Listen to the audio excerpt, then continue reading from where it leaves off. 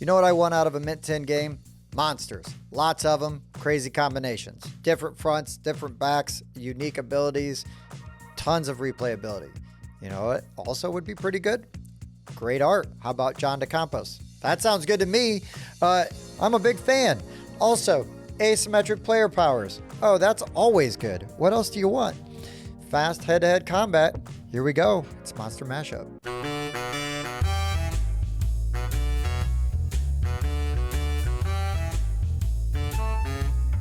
Hey guys, I'm Tim, and this is the Board Game Rundown, and today I'm going to talk about Monster Mashup, another Mint Tin game from Galen's games. This is part of their crowdfunding project, one of the 4 games that they are offering with this. And in Monster Mashup, we are playing as different mad scientists, and we are battling our monsters in an arena. We're putting them head to head. And it's really interesting that I use that term because what you're going to do is you've got these cards.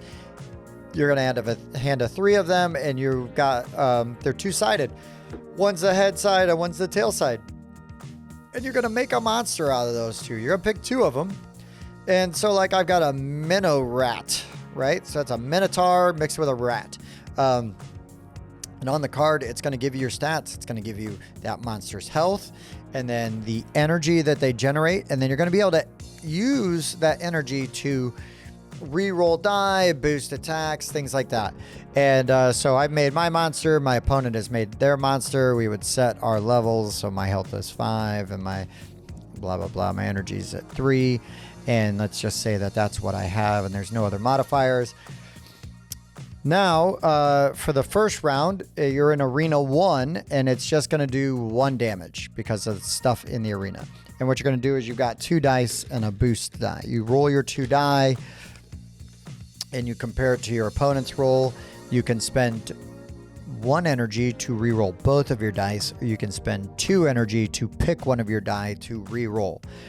You may also have like a unique player power, your mad scientist. So they might have a thing where, like Dr. Chaos, I can damage my monster to gain an energy.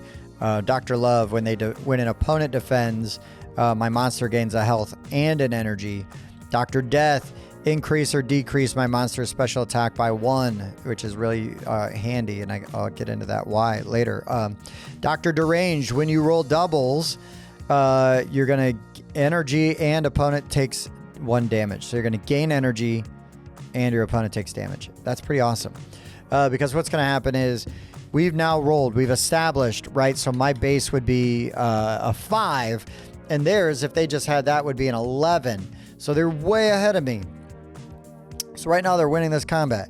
So then we're going to sort of do a rock, paper, not rock, paper, scissors, but we're going to go like 1, 2, 3, shoot. And we'll do it. We're going to do a thing with our hand. We either hold up a number from 0 to 5. That's how much energy we're going to spend to boost our attack. So, and then that's what this yellow die is for. You're going to place it here, and that's going to add basically a modifier. So if I spent enough to put my attack higher than my opponent's, then I get to deal the damage. If I just can't, or I don't want to, I can hold up a fist, and that is to defend. And if I defend, I'm going to take 1 less damage. So, you know, it helps a little. It could keep your critter alive.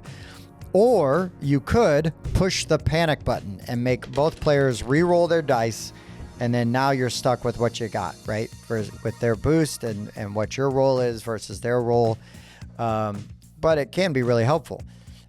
But if you hit the panic button while your opponent defends, you automatically lose.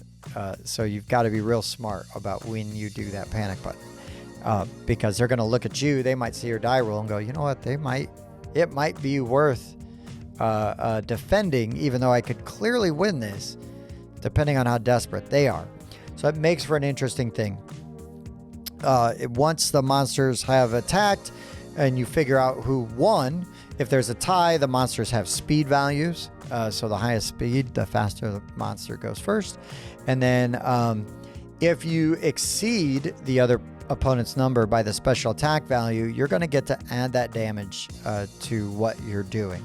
So instead of just doing 1 damage, if this guy beat me by by 11, right? So he's got me, he's over what I have by 1, so he would qualify to then do an extra damage. So I do 2 damage. If it doesn't kill my monster, we move to the second arena, and now that arena is going to do 2 damage, and then it goes to the third one, and it will do 3 damage. I haven't seen it get to the third one because usually we're doing enough damage that we're killing these monsters pretty quick. Then after that battle's over, winner or loser, right? The winner is going to take the head of that monster, put it on display. The other card gets discarded. You're going to draw back up to 3 cards in your hands. You're going to make a new critter, and you're going to go again. Rinse and repeat. And you're going to go through until you have 3 trophies. So first 1 to 3. Then you also do have your player cards here, your asymmetric powers. So if your monster kills somebody, you flip that card over, and now you've got a different version of your power. If that monster dies, you flip that card over, and so on and so forth. So you're going to get different versions of your character as depending on how you're doing. So obviously, if your monster dies, you sort of get a more powerful ability, which is a nice way to balance it and keep it interesting. Like all of these games, man, that's the rules. There's solo rules over here, and there's some player reference cards, which are awesome. But the game is just a couple of, handful of fun monster cards, a couple of mad scientists, and your health trackers and your arena tracker. I mean, it's a low rules overhead, small footprint. Like all of these, you play in 5 minutes, or learn it in under 5 minutes, and you're done in under 20. Even if it goes back and forth, like one of the most recent matches that we had did. It was back and forth. It was down to the wire. Didn't matter. It was still done in 15-20 minutes with Teach. So I cannot complain. Super fun and really enjoyable. So and I love the art. I'm a big fan of John's art style. So I was already kind of excited for this one when I saw that he had done the art. And I love monsters. I'm a horror movie guy. But if you found any of that interesting, please consider checking out our other Mint Tin games. I would recommend going to Dice Clash next, because that one's pretty dang good too. They're all good in here. I don't know if I have a favorite. I definitely don't have any of them that I don't like. So take that however you will. But anyways, Mint Tin Games. This is Galen Games. This is his Mint Tin series, and this has been Monster Mashup. For the Board Game Rundown, I've been Tim.